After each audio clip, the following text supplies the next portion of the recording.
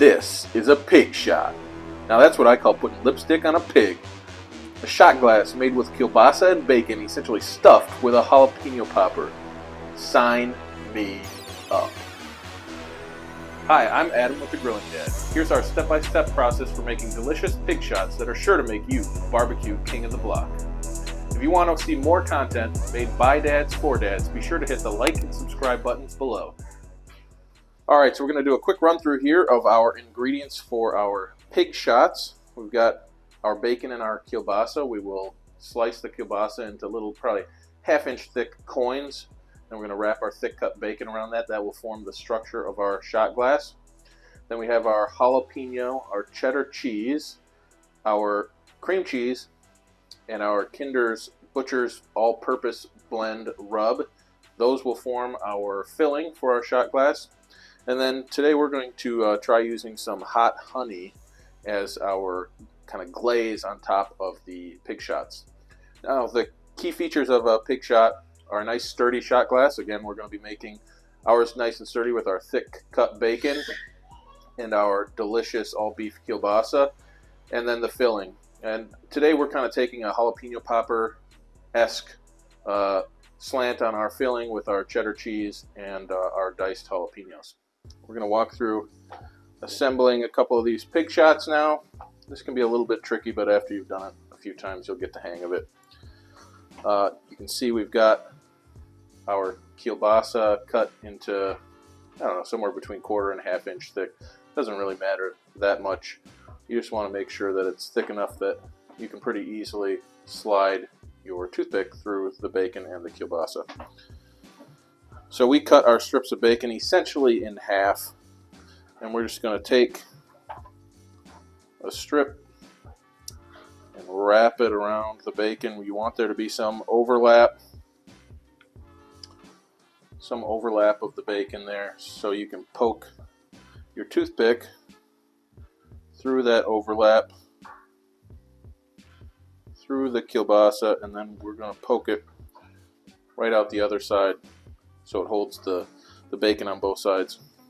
So now we're ready to get our cream cheese mixture. We got our rub, our shredded cheddar cheese, our cream cheese, and our jalapeno in there.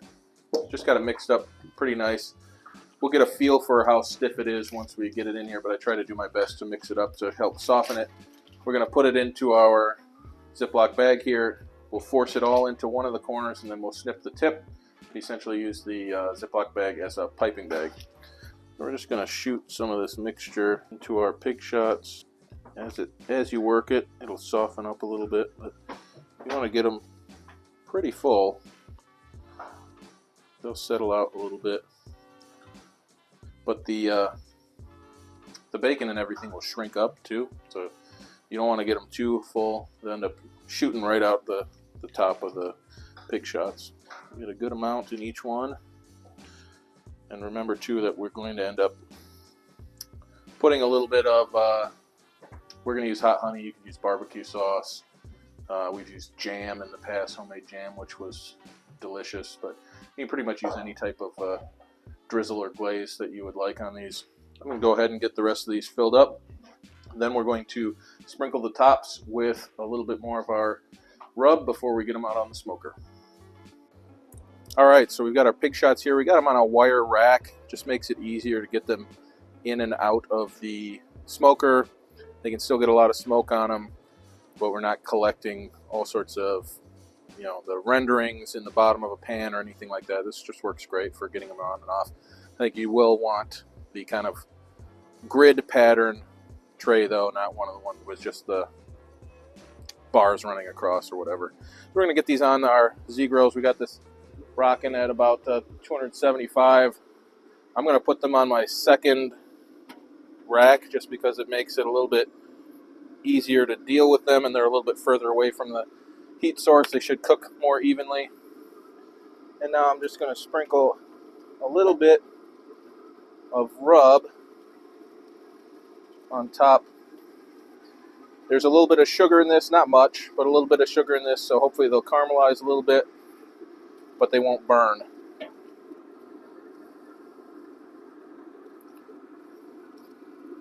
That's it. Now we're going to let these run. I think it's probably going to take 45 minutes to an hour for the bacon to get crisp the way that I'd like it to get. So we'll just check on these periodically. Once they get to the right level of doneness, then we'll put on our hot honey glaze, and we'll let that cook for another 5 minutes or so just to tack up. We'll pull them off and let them cool before eating them. All right, these are about done. We'll take a look here. You can see you can do these to whatever doneness you want. Some of these ones in the back that were a little bit smaller, you can see they're crispier, they're darker on the edge. The fat's pretty nicely rendered. We're going to go ahead and drizzle some of our hot honey on top and then let these cook for another, 5-10 minutes until the honey tacks up a little bit. I think it's pretty key to do this if you're using a wire rack to do this in your grill. Otherwise, you're going to make a mess, and I don't want to have to be too precise with this. As the honey heats up, it'll thin out, run all over these. They get nice and sticky.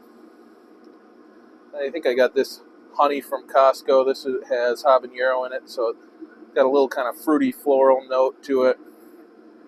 And it's not too spicy, so this should be about perfect. Then we'll get the rest of these drizzled, shut down the lid on the grill, let these cook for a few more minutes. Then we'll take them off, let them get to cooling. All right, we're going to go ahead and pull these off. Our honey is tacked up as much as it needs to. We're going to let these sit and cool for probably, 15 minutes or so we don't destroy the roofs of our mouths, as these are going to be boiling lava hot at this point. So we'll take these inside. We'll probably set them inside of a sheet tray, just so any residual fat or anything that's still rendering out catches on that tray. And we'll just let them sit until they're ready to eat. We'll show you guys how they turned out. So now we're going to give these bad boys a taste. Don't forget your toothpick. Yeah, be sure to pull this toothpick out. Sometimes it helps to just rotate it a couple of times. It loosens it up.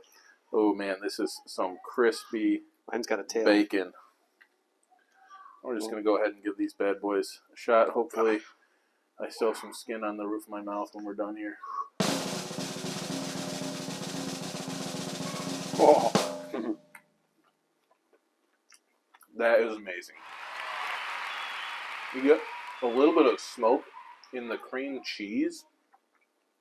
The bacon, for my taste, is perfectly rendered. The fat isn't chewy at all. You got the delicious kielbasa on the bottom.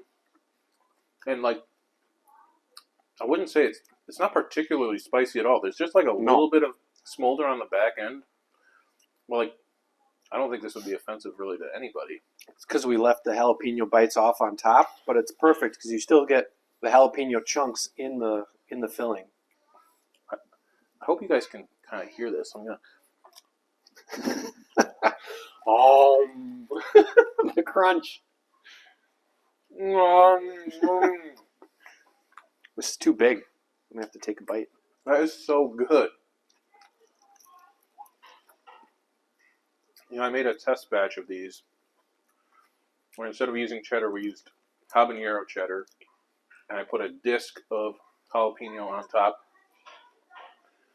And they were good, but they were so spicy. This is perfect. This turned out way better than I expected it to. They're so yummy, and they're just little. Add a bit more honey on that one. That was really good. Little bite-sized chunks of perfection here.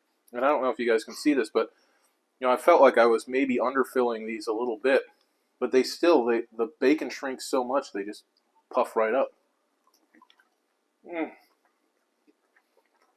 The bottoms are perfect too. Look at that. Man, we should have made more. We're gonna eat them all. We didn't have enough bacon. True. Buy more bacon. That's what I'm hearing. More bacon. That's the solution. More bacon. Is there anything you would change? I mean, I would maybe like a little bit more spice, but I don't know how you would achieve that other than using maybe a little bit hotter pepper, because it's such a fine line to toe between just enough spice and blow your ears off spicy, you know. You could use a spicier sausage. That'd be about it. That's true. Or a spiced bacon, you know, Yeah. something with like you were right, Matt. These were like perfectly crisped up. I've been telling them to take them off it was for just about 20 minutes. They're just the right time to pull these things off. They're amazing. Oh, you want another one? Please. And they're not a pellet grill. I think is a perfect application for this. I'd be a little bit concerned if I did this on the Weber that they might be like a little over smoked. But the smoke is not Or like a grease fire, too. it's not like in your face.